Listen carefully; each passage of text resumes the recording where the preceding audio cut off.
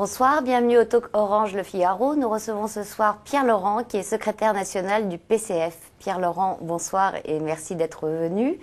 Vous étiez ce week-end au Mans, au congrès du Front de Gauche, en compagnie de Jean-Luc Mélenchon. Si vous voulez bien, on va regarder ensemble un extrait de son discours. Ma manière d'être est un signal. Je suis le bruit et la fureur, comme mon époque. Je suis une forte tête. Et les gens savent que dans les situations compliquées, quand tout semble aller contre, il faut des fortes têtes pour tenir bon. Alors, vous l'aviez mis en garde contre deux dangers, celui de la personnalisation et celui du populisme. Est-ce qu'il a corrigé cette attitude? Est-ce qu'il vous a convaincu ce week-end? Vous savez, comme on vient de le voir, c'est une forte personnalité, Jean-Luc Mélenchon, donc on ne le changera pas sur ça. Mais je crois effectivement que la candidature du Front de Gauche et la campagne qu'on devra mener, elle sera payante si elle est collective. Pour une raison simple, c'est qu'il faut, je crois, rompre avec les codes actuels de la politique et de la présidentielle dont les Français sont lassés. Mais la question était, trouvez-vous qu'il ait mis de l'eau dans son vin ce week-end? Vous avez Non, je dis sur sa personnalité, non, mais sur d'autres choses, oui, je crois. Sur la façon de la mettre en avant, en tout cas. Oui, mais ce qui m'importe, moi, c'est que le cadre politique qu'on essaye de créer ensemble avance dans le bon sens. Il porte de plus en plus sur le contenu des propositions qu'on va porter, c'est ça qui me va. Nous allons en parler. Il lui est arrivé aussi d'invoquer les mannes de Georges Marchais. Est-ce que la référence est opportune et pertinente? Je crois que c'était vraiment une autre époque du Parti communiste, une autre époque de la gauche. Donc je suis pas sûr que la comparaison soit extrêmement efficace. Alors le Front de Gauche s'est mis d'accord pour présenter un candidat à la présidentielle de 2012. Qui arbitrera le duel qui se profile entre Jean-Luc Mélenchon et votre ami, le député communiste du Puy-de-Dôme, André Chassaigne? Ce sera tout simplement les militants de nos organisations. Dans le cadre de primaires? Non, ça se fera pas, je crois, sous la forme de primaires. On a les uns et les autres des instances régulières, on a des statuts, on est obligé de consulter nos adhérents. En tout cas, au Parti communiste, c'est les adhérents qui décident de ça. Et on aura un congrès à la fin du printemps, et c'est à ce moment-là qu'on prendra une décision. Donc on aura à la fois une discussion collective, et à un moment donné, je pense que cette discussion collective permettra de dégager une proposition qui sera soumise, pour ce qui nous concerne, à nos militants, à ceux du Parti de gauche. Mais concrètement, ça veut dire qu'éventuellement, le nom de Jean-Luc Mélenchon pourrait être soumis à un congrès du PC comme candidat à l'investiture? Comment ça se passe concrètement? Il y a de toute façon, mais c'est déjà dans la discussion, puisqu'il y a deux personnalités qui se sont déclarées disponibles. Donc déjà, en ce moment, vous savez, dans le Parti communiste, les gens disent, est-ce qu'il faut que ce soit Jean-Luc Mélenchon? Est-ce qu'il faut que ce soit André Chassaigne? D'autres peuvent avoir d'autres idées. Il n'y en a pas de nominatif pour le moment, mais donc tout ça se fait assez naturellement. Hein. On va évaluer les choses dans le cadre. Je répète, c'est pas seulement la désignation d'un nom, c'est le type de campagne qu'on veut mener. Qu'est-ce qui vous ennuie dans le processus des primaires? Mais je crois que faire croire justement aux Français que tout se décide finalement dans la présidentielle, alors qu'on va voter à l'élection présidentielle, les refaire voter avant, pour toujours tout ramener à un débat de nom et de personnalité, moi je crois que c'est une impasse pour la vie politique. Donc on préfère nous laisser du temps. On peut imaginer des primaires projet contre projet? Non mais là, on n'est pas projet contre projet précisément, puisque nous allons élaborer un projet qui va être notre projet commun. Donc ensuite, il s'agira de choisir une personnalité qui va porter ce projet-là. Eh bien, nous ne voulons pas survaloriser cette question et nous ne voulons pas faire d'une bataille de personnes l'essentiel de la discussion dans le Front de gauche. En cela, effectivement, on ne ressemble pas à ce qui se passe dans d'autres formations politiques. Dans votre procédure, vous n'envisagez pas du tout de tendre la main, semble-t-il, à Olivier Besancenot. Quelle est votre attitude par rapport à lui? Vous savez, Olivier Besancenot, il a choisi une attitude politiquement très solitaire et visiblement, il n'a pas l'intention d'en changer. Et pour nous, l'essentiel dans la situation dans laquelle on est, il y a une crise très grave en France. Ce qui se passe en Irlande, vous savez, et ce qui s'est passé en Grèce, c'est pas très loin de la France. Et ce qu'on est en train de nous préparer sur les budgets publics de la France, c'est aussi grave que ce qui est en train de se passer. On le masque beaucoup, mais on a devant nous toujours la crise.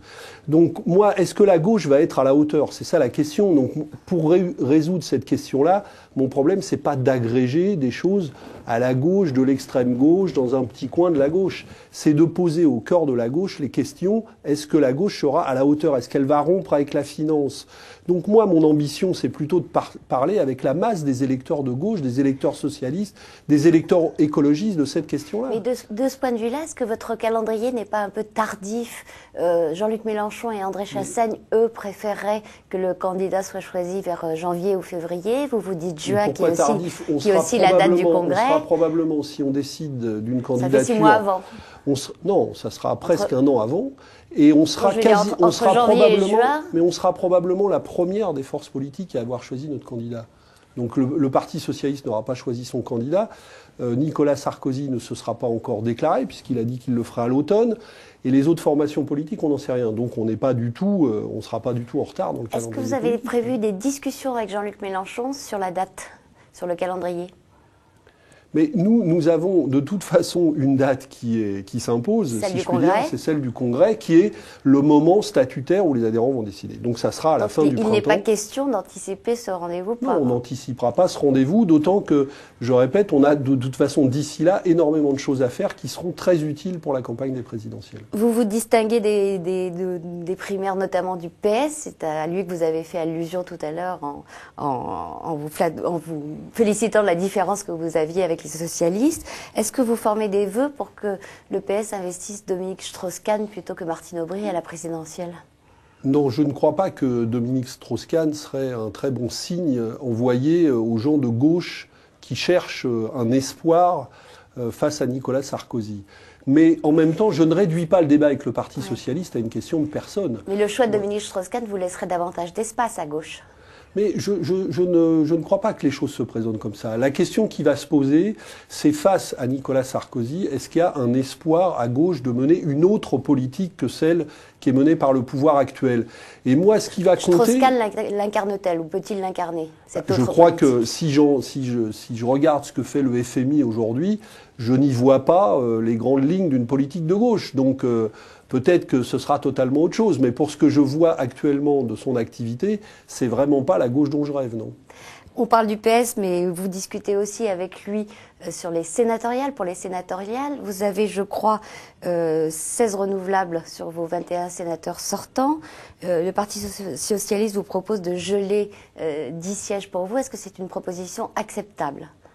Non, mais nous sommes... pourquoi d'abord nous discutons avec l'ensemble des formations de gauche de la préparation des sénatoriales? Pour une raison précise, c'est qu'il y a un enjeu important, c'est que pour la première fois de l'histoire de cette institution, le Sénat peut basculer à gauche.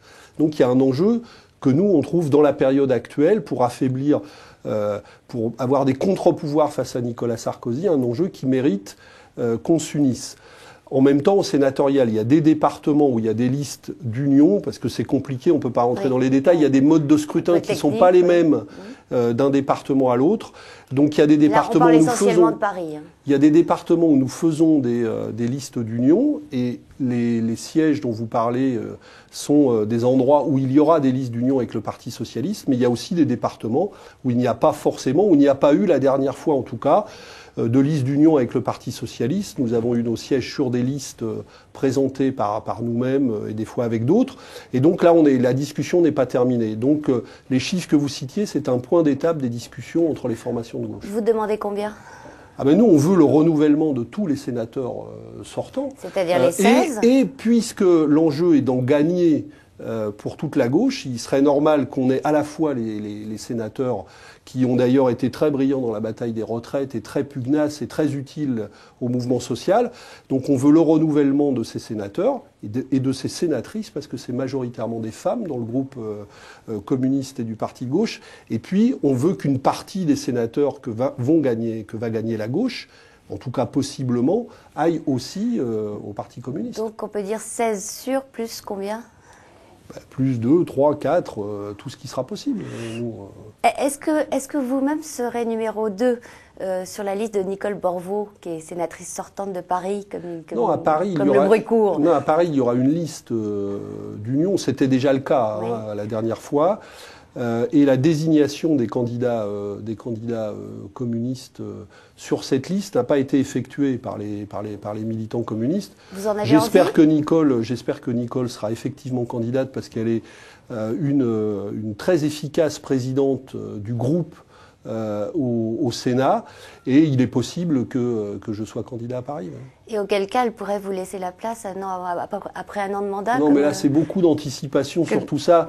Il y a beaucoup d'autres choses à faire, etc. Pour le moment, que Nicole soit réélue, qu'elle préside le groupe. Alors, restons-en pour une dernière question à l'hypothèse que vous évoquez, celle d'un basculement de la majorité au Sénat. Si c'était le cas, et si un socialiste, en tout cas si la droite était en situation de perdre la présidence, est-ce que vous voteriez pour un socialiste à la présidence du Sénat?